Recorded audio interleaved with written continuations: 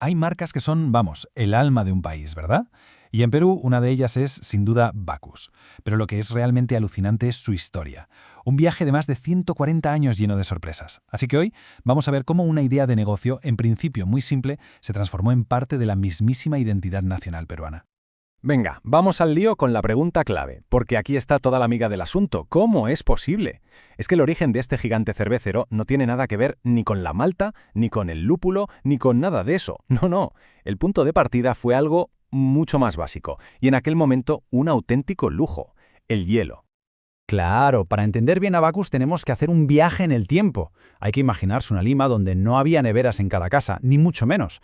Y en ese contexto aparecen dos emprendedores extranjeros que ven una oportunidad de negocio que no era la que todos pensamos. Y aquí llega el primer giro de guión. ¿Y qué giro? Porque los fundadores, Jacobo Bacus y J. Howard Johnston, pues resulta que no eran maestros cerveceros. ¿Qué va? Eran ingenieros de Estados Unidos que habían ido a Perú para un tema completamente distinto: construir vías de tren. Pero claro, tenían esa visión para los negocios y se dieron cuenta de algo. En esa Lima calurosa, el hielo era un artículo de lujo. Y lo más importante, ellos tenían la tecnología para fabricarlo en masa. Y a partir de ahí, todo fue rapidísimo. Estamos hablando de que en 1876 montan la fábrica de hielo. Pues solo 3 años más tarde, en el 79, dicen: oye, con esta infraestructura de frío que tenemos, ¿y si hacemos cerveza? Dicho y hecho. Y por si fuera poco, para 1889 ya estaban mirando a lo grande, buscando inversores nada menos que en Londres, el centro financiero mundial de la época. Una jugada, desde luego, muy atrevida. Esta imagen lo deja clarísimo. A un lado, el punto de partida de 1876, una fábrica de hielo. Sencillo y directo. Y al otro, fíjate, solo 3 años después, el cambio es brutal.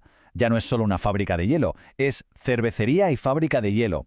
Utilizaron la misma tecnología, la de refrigeración, para diversificar el negocio.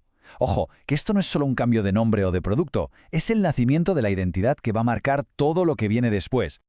Vale, si la primera parte de la historia va de unos fundadores extranjeros con una idea brillante, el segundo acto es todo lo contrario.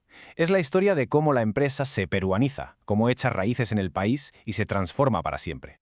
Y hay un año que es el punto de inflexión absoluto, 1954. Grabad bien esa fecha porque lo cambia todo. La compañía, que hasta ese momento seguía siendo de capital británico, pasa a manos peruanas. La compra un grupo de inversores del país y al frente de todos ellos hay una figura clave: don Ricardo Bentín Mujica. Y esto es importantísimo para entender lo que significó. Ojo, no estamos hablando de una nacionalización del gobierno, de una expropiación. No, fue una iniciativa puramente privada de empresarios peruanos que dijeron: esta industria es estratégica y tiene que estar en manos de aquí. Fue un hito que de alguna manera redefinió el orgullo industrial de todo el país. Con la nueva dirección peruana, el plan era clarísimo. Bacus tenía que ser un símbolo nacional. Y para eso, no solo invirtieron un dineral en modernizar las fábricas, hicieron algo más, una jugada de marketing que fue, genial. Ligaron la marca a la gran pasión del país, el fútbol.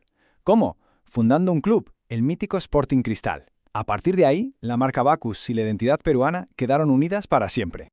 Bien, una vez que Bacus ya era un orgullo nacional, se pusieron un objetivo mucho más ambicioso: dominar el mercado por completo.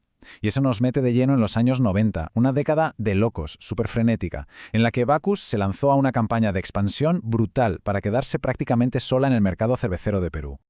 La estrategia era muy simple en realidad: crecer y comprar a la competencia. Y el pistoletazo de salida lo dan en 1993, cuando inauguran la planta de ATE, que para la época era una pasada, supermoderna. Fue como una demostración de fuerza, de poderío tecnológico, que les sirvió de base para lo que venía después: empezar a comerse a los rivales.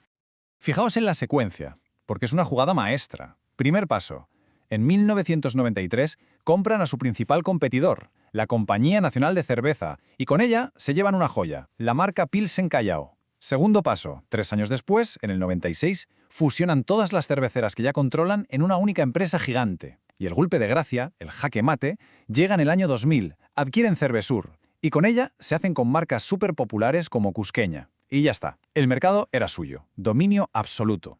Pero claro, como pasa siempre en estos casos, cuando te haces tan grande y dominas tu mercado, empiezas a llamar la atención de los peces gordos de verdad. El gigante peruano que se había comido su mercado local estaba a punto de convertirse en una pieza muy, muy deseada en el juego global. Lo que viene ahora es una auténtica cascada de compras, una detrás de otra. Atentos a las fechas. En 2002 la compra el grupo colombiano Bavaria. Apenas 3 años más tarde, en 2005, el gigante mundial SAB-Miller compra a Bavaria y por tanto se queda con Bacus. Y la jugada final, la definitiva, llega en 2016. El número 1 del mundo, AB InBev, compra SAB-Miller. O sea, en poco más de 10 años, Bacus pasó de ser peruana a formar parte de la mayor empresa cervecera del planeta. Una locura. A ver, para que nos hagamos una idea de lo que esto significa. Ser parte de AB InBev no es cualquier cosa. Es jugar en la Champions League de las empresas, vamos. Hablamos de un monstruo con cientos de marcas conocidísimas por todo el mundo, con un poder de mercado y una capacidad logística que son, bueno, inabarcables. La cervecera peruana se había convertido en una pieza importante de este puzzle global. Y todo este viaje nos trae hasta hoy. Después de este recorrido alucinante que empezó, recordemos, en una pequeña fábrica de hielo y ha acabado dentro del mayor grupo cervecero del mundo, la pregunta es, ¿qué es Bacus hoy en día? Pues hoy Bacus vive en una especie de dualidad. Por un lado, sigue siendo una de las empresas más importantes de Perú, con sus marcas de siempre, las que todo el mundo conoce.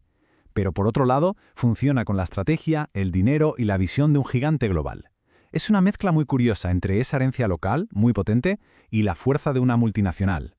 Y al final, esta es la gran pregunta que nos deja toda esta historia. La de Bacus es una crónica increíble sobre identidad, sobre ambición y sobre cómo funciona la globalización.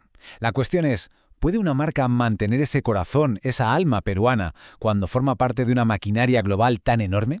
Esa, quizás, es la pregunta que definirá el próximo capítulo de su historia.